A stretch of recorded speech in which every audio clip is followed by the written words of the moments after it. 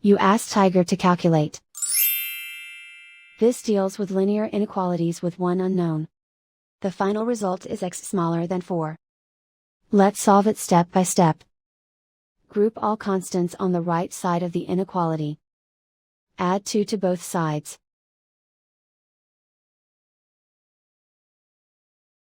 Simplify the arithmetic.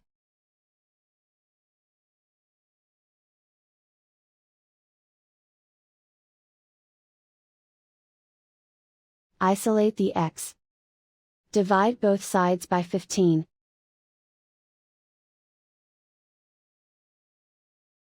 Simplify the fraction.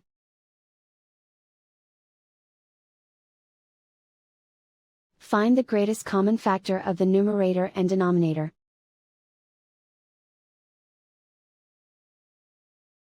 Factor out and cancel the greatest common factor.